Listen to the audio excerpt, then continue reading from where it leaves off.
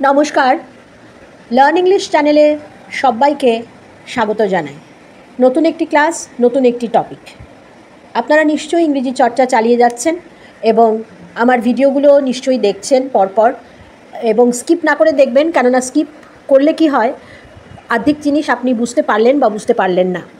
और आमार भिडियो चैनेले किन्तु विभिन्न इंग्रेजिर विषय निये भिडियो देवा आछे, जेमन कोर्सो देवा आछे। हाँ, डे 1 करे एकदम माने 10 डेजर एक कोर्सर भिडियो किन्तु प्लेलिस्टे देवा आछे, देखे नेबेन। केनना जे टपिकगुलोर भिडियो हय ना सेगुलोर साथे किन्तु ओगुलोर प्रत्येकटार कानेक्शन रयेछे। काजेई जदि सेइभावे देखते पारेन ताहले किन्तु उपकृत हबेन। और जारा नतून एसेछेन चैनेले तारा तो अवश्यई साबस्क्राइब करबेन, लाइक शेयर कमेंट करबेन एबं जारा पुरानो ताराओ किन्तु मनोयोग सहकारे देखबेन बा लाइक शेयर कमेंट अवश्यई करबेन। एबं आपनादेर इंग्रेजी विषये जे कोनो डाउट थाक जिज्ञासा थाक आपनारा किन्तु अवश्यई लिखे आमाके कमेंट बक्से जानाबेन। आमी अवश्यई अवश्यई करे किन्तु उत्तर देब। एटा भाबबेन ना जे उत्तर आपनारा पाबेन ना लिखले, ता किन्तु ना। तो आजकेर क्लासटा हच्छे कि thinking skills in English. Thinking skills बोलते आमरा कि बोझाई? आमरा चिंता करी, सेई चिंता करार क्षमताटा स्किल, सेई जे माने प्रफिशियेंसिटा दक्षताटा, सठिक चिंता करार दक्षता ताके बोले स्किल। तो एबार थिंकिंग स्किल्स तो अवश्यई कम्युनिकेशने दरकार है, ताई ना? केनना आमी जखन कोनो कथा बोलছি बा आमी सेटा किछु लिखছি तखन तो सेटा आमी चिंता करेई लिखছি, ताई ना? कारोर साथे कथाई बोली, क्लासे पढ़ाई, लेक्चार दिई बा दोकानदार धरुन आपनाके कोनो जिनिस देखाচ্ছে डिसप्ले करছে সেখানেও তাকে কিন্তু চিন্তা করে কথা বলতে হচ্ছে, তাই না?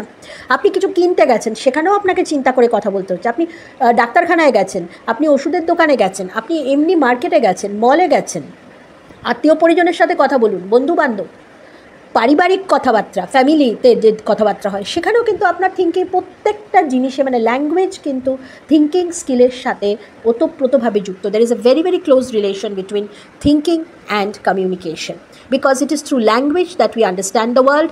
Social interaction and language have a very intimate bond. এটা ইন্টিমেট হবে, ইন্টিমেশন হয়ে গেছে, একটু নোট করবেন। And every person has the ability to think intelligently and creatively. এই পয়েন্টগুলো কিন্তু খুব ইম্পর্টেন্ট। আমাদের কিন্তু মানে সমাজকে বুঝতে গেলে, দেশকে বুঝতে গেলে, বিশ্বকে বুঝতে গেলে একটা জিনিসই লাগে, সেটা হচ্ছে থিঙ্ক করা, ভাবা, চিন্তা করা এবং ভাষা। যেটা আমরা ভাবলাম বা থিঙ্ক করলাম সেটাকেই আমরা কিন্তু ল্যাঙ্গুয়েজে পুট ফরওয়ার্ড করছি, তবেই না আমাদের ভাবনাটা এক্সপ্লিকেটেড হচ্ছে, মেসেজ হিসেবে অন্যের কাছে যাচ্ছে। তাহলে এই যে সোশ্যাল ইন্টারাকশনের কথা আমরা বলি, এখানে কিন্তু ল্যাঙ্গুয়েজের সাথে ভীষণভাবে ক্লোজলি একটা রিলেশন আছে। আর মানুষ কিন্তু ইন্টেলিজেন্টলি অ্যান্ড ক্রিয়েটিভলি থিঙ্ক করতে পারে, এখানেই মানুষের সাথে অন্য প্রাণীর তফাৎ।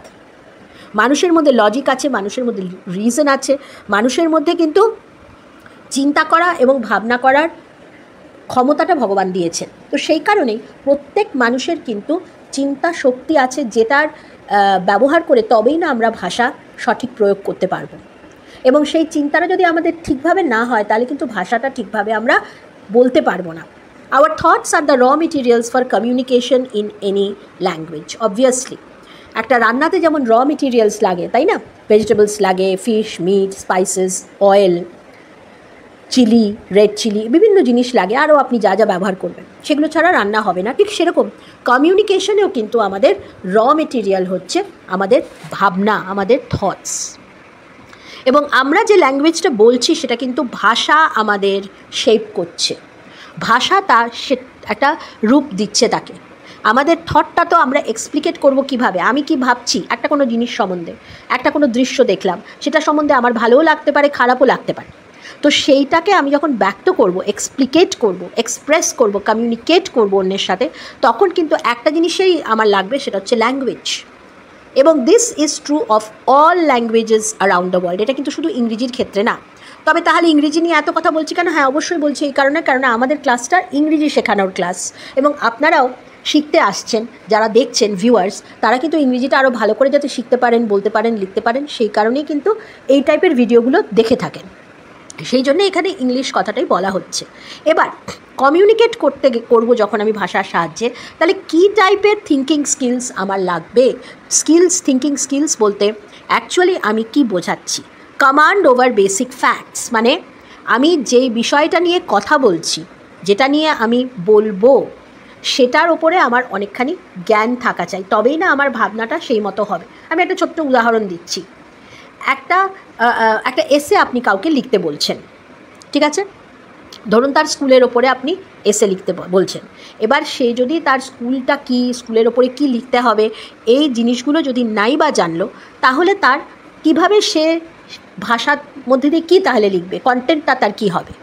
সুতরাং বেসিক ফ্যাক্টসগুলো তো আমাকে জানতে হবে। আমি কোনো একটা সূর্যোদয় বা সূর্যাস্তের বিবরণ দিচ্ছি কাউকে, তাহলে সেইটা তো আমাকে জানতে হবে যে আমি কীভাবে বিবরণটা দেব। আকাশের বিবরণ দেব, পারিপার্শ্বিকের দেব, গাছপালার দেব, পশু পাখির দেব, ইত্যাদি কিভাবে দেব, সেইটা যদি আমার জানা থাকে, তার উপরে যদি আমার অনেকখানি দক্ষতা থাকে, তাহলে কিন্তু আমি কমিউনিকেট অনেক সহজে করতে পারব।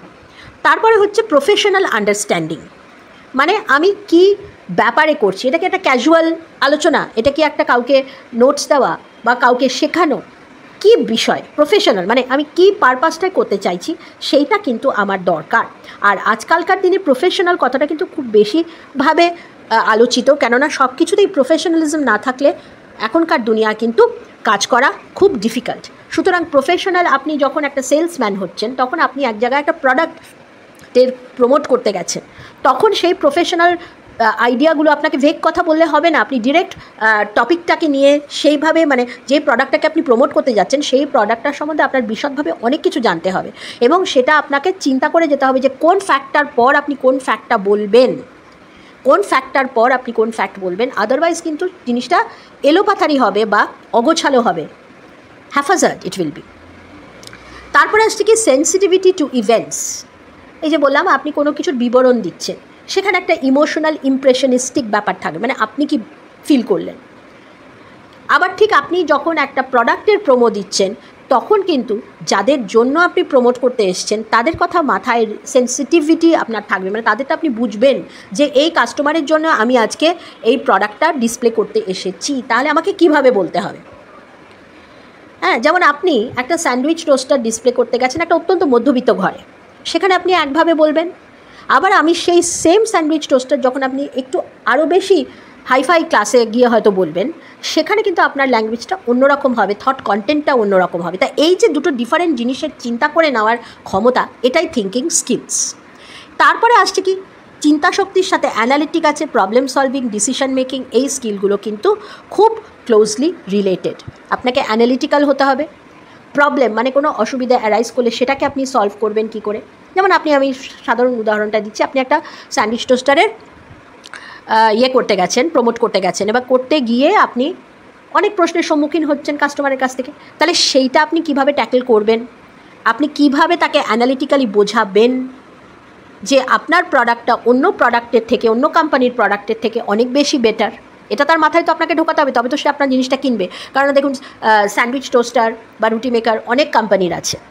এবার আপনার কোম্পানিটা সে কেন কিনবে, সেইটা তাকে বোঝানোর জন্য আপনার শুধু ফ্যাক্টস থাকলে হবে না, বা প্রফেশনালিজম থাকলে হবে না, বা সেন্সিটিভিটি টু ইভেন্টস থাকলে হবে না, বা সোশ্যাল স্কিলস থাকলে হবে না, আপনাকে অ্যানালিটিক্যাল প্রবলেম সলভিং এগুলোও হতে হবে। সোশ্যাল স্কিলস মানে হচ্ছে আপনার ডেকোরাম, যেগুলো আপনি একটা লোকের সাথে কথা বলতে গেলে প্রথমে যেভাবে গুড মর্নিং, গুড আফটারনুন বলবেন, সোশ্যালাইজেশন যাকে বলে, সামাজিকতা করতে গেলে একটা লোককে আপনি একটা কাস্টমার, আপনি একটা বড় ডিপার্টমেন্টাল স্টোরে গেছেন, সেখানেও সেলফ সার্ভিস ধরলাম, গ্রোসারি, হ্যাঁ, আপনাকে গেলেই কিন্তু তারা গ্রিট করে, welcome madam to our store. কেননা এই যে প্রথমে জিনিসটা করলো, এতে কিন্তু আপনার কাস্টমারের মনে হলো যে কাস্টমারকে তারা অনেক বেশি দামি মনে করে, ভ্যালিউ দিল, এবং সেইটা কিন্তু সেলস বাড়ায়। কাস্টমারেরও তখন ইচ্ছে হবে যে আচ্ছা আমি দুটো প্রোডাক্ট বেশি দেখি, কিনি বা ইনকোয়ার করি। আর দোকানের যদি সে বদার্ডই না হয় সেই পার্টিকুলার কমোডিটি যে সেল করছে, তাহলে কাস্টমারও ইনডিফারেন্ট হয়ে যায়। সুতরাং সোশ্যাল স্কিলস হচ্ছে সেইটা। কিন্তু কেবল social skills, sensitivity, professionalism, command over facts থাকলেই হবে না, অ্যানালিটিক্যাল ব্যাপারটা কিন্তু ভীষণ ভীষণ জরুরি। তারপরে হচ্ছে কি, ability to respond two events purposefully. আপনি একটা গ্রোসারি শপে গেছেন, গ্রোসারি ডিপার্টমেন্টাল স্টোর, সেখানে গিয়ে ধরুন স্পেন্সারেই গেছেন, সেখানে গিয়ে আপনি সব কিছু না বুঝতে পারেন কোথায় কোন কাউন্টারে কী আছে, তাই না? তো আমাদের অনেক সময় ওদের দেওয়া থাকে কোথায় কোনটা আছে, সেই মানে ডাইরেকশন দেওয়া থাকে বা লেখা থাকে, সব আছে, কিন্তু তাহলেও মানুষ হয়তো বুঝতে পারছে না, কারণ প্রচুর সামগ্রী রাখা এবং সবগুলোরই অনেক সময় লেবেল একরকম, একই রং, কনফিউজিং লাগে। তো তখন ওখানে আমরা সেলসম্যানদের সাহায্য নিই, তাদেরকে গিয়ে আমরা জিজ্ঞেস করি যে এইটা কোথায় পাওয়া যায়, ওইটা কোথায় পাওয়া যায়।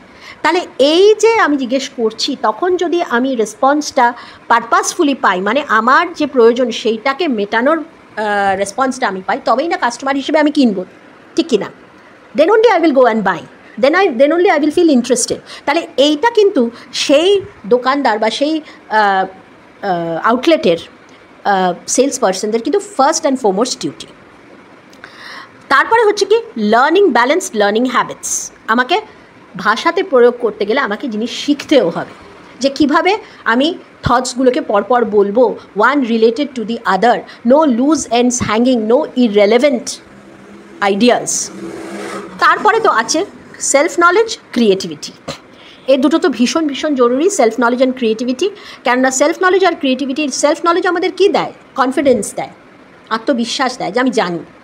আর ক্রিয়েটিভিটি হচ্ছে আমি নতুনত্ব করে কিভাবে উপস্থাপনা সব কিছু করতে পারি, সেটাই কিন্তু আমার ল্যাঙ্গুয়েজ এবং কমিউনিকেশনের মধ্যে যে গ্যাপটা, সেটা কিন্তু ব্রিজ করে দিচ্ছে ক্রিয়েটিভিটি। ক্রিয়েটিভিটি থাকলে কিন্তু আমি হয়তো একই কথা বলছি, কিন্তু ওই ক্রিয়েটিভিটির জোরে সেই কথাটাই মনে হচ্ছে যেন নতুন, এবং সেখানে কিন্তু আমি সাকসেসফুল কমিউনিকেটর। তাহলে এই যে ক্রিয়েটিভিটি ব্যাপারটা, এটাও কিন্তু আমার চিন্তা শক্তি থেকেই আসছে। আমি চিন্তা করতে পারলে তবেই না নতুনত্ব আমদানি করতে পারবো, তাই না? তাহলে জিনিসটার ভেতরে আমাকে ঢুকতে হবে, জিনিসটার ভেতরে ঢোকা মানে চিন্তা করা, সেটাকে নিয়ে ভাবা। তাহলে দেখুন, এতগুলো স্টেপে আমরা আজকে শিখলাম যে থিঙ্কিং স্কিলস আমাদের কীভাবে অত্যন্তভাবেই অপরিহার্য। এইটাকে যদি আমরা না আয়ত্ত করতে পারি, if we cannot use our thinking skills accurately, purposefully, effectively, then communication will be hampered. That will not be a successful communication. আমরা কিন্তু কমিউনিকেট, এবং দিস ইজ কমিউনিকেট করতে পারবো না শুধু না, এটা কিন্তু সমস্ত ভাষার ক্ষেত্রে প্রযোজ্য। তাহলে আপনারাও যখন কোনো কথা বলবেন বা লিখবেন, প্রথমে কিন্তু চিন্তা করে নেবেন, এই যে রেলেভেন্ট পয়েন্টসগুলো নিয়ে আজকে আমরা বললাম কথা, এই রেলেভেন্ট পয়েন্টসগুলো নিয়ে কিন্তু এইগুলোকেই আপনাকে রাখতে হবে, তবেই না আপনার খুব ভালোভাবে, সেটা লিখিত কমিউনিকেশনই হোক, written communication or spoken or verbal, তাতে কিন্তু আপনি অ্যাকিউরেসি পাবেন। তো আজকে এই অবধি ক্লাস, পরের ক্লাসে আবার একটা নতুন টপিক নিয়ে হাজির হব।